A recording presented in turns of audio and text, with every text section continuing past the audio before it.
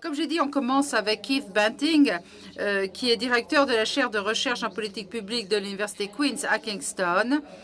Et je vais mentionner quelques points de son travail. Il est le co-auditeur de Multiculturalism and the Welfare State, Recognition and Redistribution in Contemporary Democracies, et co-éditeur de Belonging, Diversity, Recognition and Shared Citizenship in Canada. Il s'intéresse surtout à l'évolution des politiques sur le multiculturalisme dans les démocraties occidentales. Il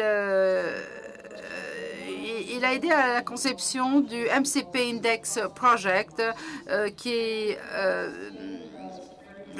facilite la recherche comparative et contribue à la compréhension des relations entre l'État et les minorités. Donc, c'est un outil très précieux pour la recherche comparative. Et sans plus attendre, je lui donne la parole.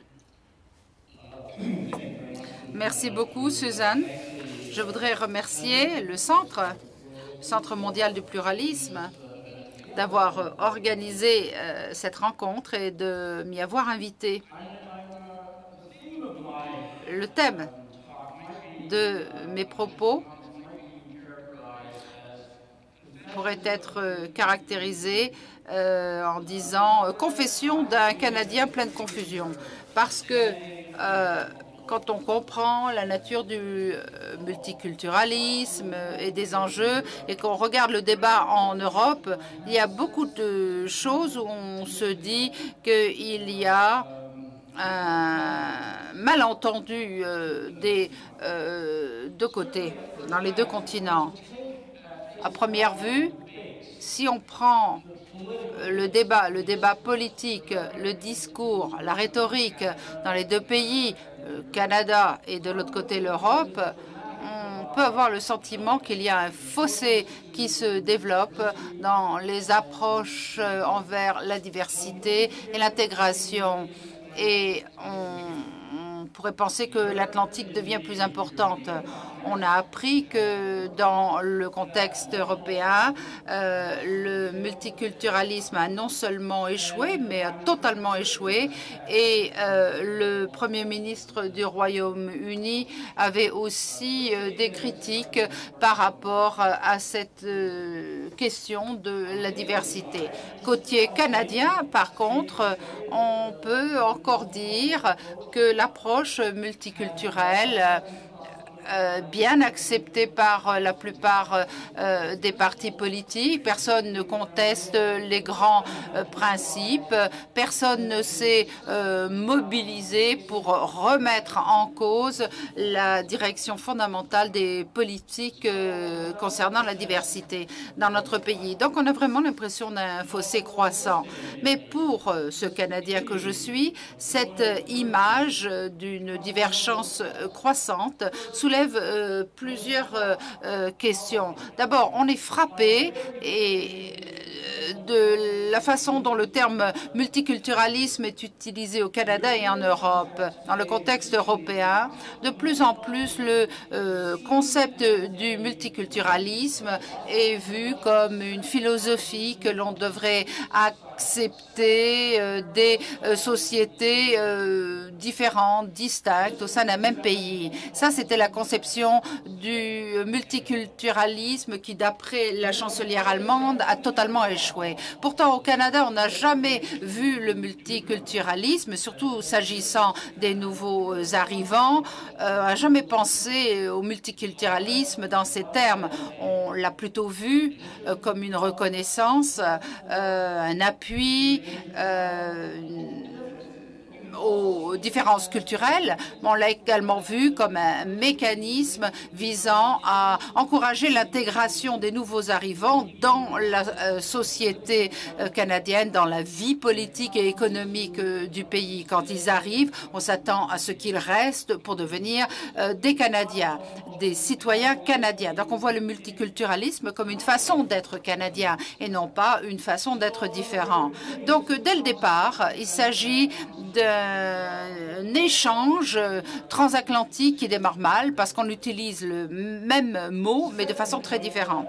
Deuxième point qui est parfois surprenant, crée une certaine confusion, c'est quand on regarde l'expérience européenne et qu'on va en dessous de la surface du débat politique. Ce qui est frappant, c'est la stabilité dans un grand nombre de politiques que les Canadiens considèrent comme des politiques multiculturelles. À cet égard, au cours des 10 dernières années, on a eu cela en même temps qu'on a eu au niveau politique un retour de bâton. Donc, il y a cette expérience curieuse quand on regarde l'expérience européenne de la perspective canadienne. Et on dit, ouh, j'arrive pas à suivre, ça crée une certaine confusion. Voilà pourquoi je suis un Canadien plein de confusion. Et troisième surprise, quand on regarde le débat européen, on voit souvent une nouvelle politique recommandée, mise en œuvre. Politique qu'on voit comme étant différente, un changement, une contradiction par rapport au passé. Alors, c'est l'intégration civique, on peut l'appeler autrement. On met plus l'accent sur l'intégration des nouveaux arrivants, intégration économique, intégration sociopolitique, une insistance sur l'emploi, sur le respect des valeurs démocratiques, sur le fait qu'ils doivent apprendre la langue, l'histoire, la culture et la politique de la société. Et en ce sens, pour s'intégrer et faire partie de la société en général. Et dans le contexte canadien, en fait, nous, on fait cela depuis des siècles. Alors, quand on a dit qu'il fallait avoir une maîtrise et de parler les deux langues officielles parfaitement pour devenir citoyen, et quand nous avons mis en place la loi sur la citoyenneté au milieu des années 90, on n'y pensait pas du tout de la même façon que d'autres pays comme en Europe. Parce qu'avant cela, pour devenir citoyen, il fallait être interviewé par un juge. Eh bien, souvent, les juges prononcent des jugements différents. Ils ont différentes valeurs. Alors, le multiculturalisme est devenu ni plus ni moins qu'une stratégie de multiculturalisme et est vraiment fondée sur des systèmes. Alors, il m'est devenu assez apparent que le contraste apparent entre l'Europe et le Canada, l'idée qu'il y a un sens unique à ce mot, mérite certainement d'être exploré davantage. Je vais laisser cela entre les mains de mes collègues pour faire toute l'explication qu'il faut. Mais entre-temps, moi, je vais parler de mon deuxième thème, mon deuxième point, c'est qu'on a besoin d'un débat, une sorte de débat en Europe pour parler de ce que c'est que le multiculturalisme, ce que sont les politiques. Il y a un certain temps, assez frustré de voir comment ce débat sur le multiculturalisme ne prouvait pas comment on pouvait trouver une solution, comment on devait interpréter ce mot.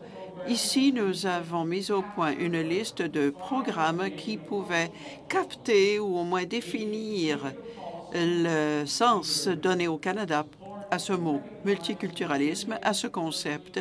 C'est de légitimiser la diversité, offrir un plus grand espace pour permettre aux citoyens de vivre dans leur culture, langue d'éducation,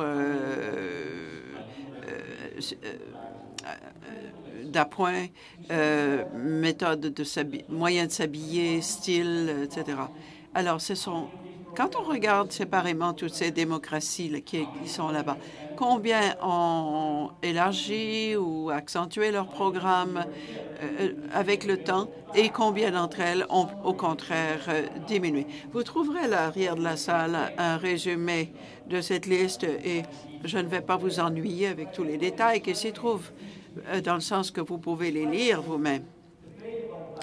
Malgré le débat, à savoir qu'il y a eu une sorte d'action négative, contraire maintenant à l'expansion du multiculturalisme, il y a quand même eu des améliorations, malgré le fait que certains des pays ont accentué et ont fait un pas à rebours, comme les Pays-Bas, par exemple. Mais en général, en Europe,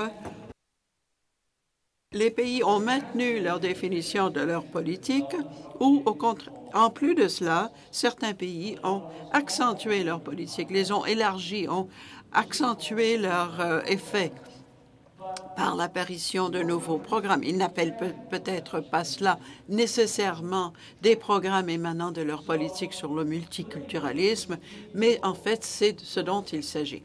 Alors, pas très loin, en dessous de la surface, on capte le langage, le sens de la direction qu'ils ont entreprise.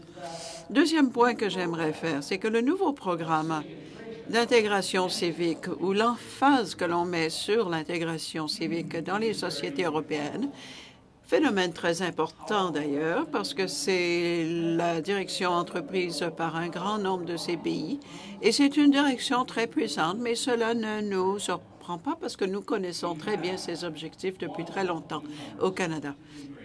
Nous avons toujours voulu que les nouveaux venus s'intègrent à la société, mais tout en maintenant leur identité. Nous avons eu un petit peu plus de difficultés en ce qui concerne l'intégration économique, dans le sens qu'il y a beaucoup de gens, des nouveaux venus, qui vivent à un niveau de pauvreté plus grave que l'ensemble de la population. David Cameron appelle le libéralisme musclé, c'est-à-dire que la Charte des droits et libertés dans ce pays, parmi d'autres instruments, est une sorte de structure au sein de laquelle on établit des limites. Mais c'est un incitatif pour les nouveaux venus, pour les minorités, de venir ici parce qu'ils savent à l'avance que leurs droits seront protégés. Mais aussi, c'est un cadre dans le sens que cela établit des limites, il y a des coutumes que nous ne pouvons pas accepter, que nous n'allons pas accepter. Mais il y a certaines valeurs, par contre, sur lesquelles nous insistons beaucoup, comme l'égalité entre les hommes et les femmes, par exemple. Alors, on peut présenter un argument, savoir que nous avons depuis longtemps voulu que les personnes qui viennent ici comprennent notre langue, nos deux langues officielles, nos coutumes, etc. Et nous avons un programme officiel pour lequel on consacre beaucoup de fonds qui contiennent vraiment des extraits, si vous voulez, de la politique originale sur le multiculturalisme, tels que les cours sur l'apprentissage d'une ou des deux langues officielles. Alors, notre multiculturalisme est vraiment une politique d'intégration.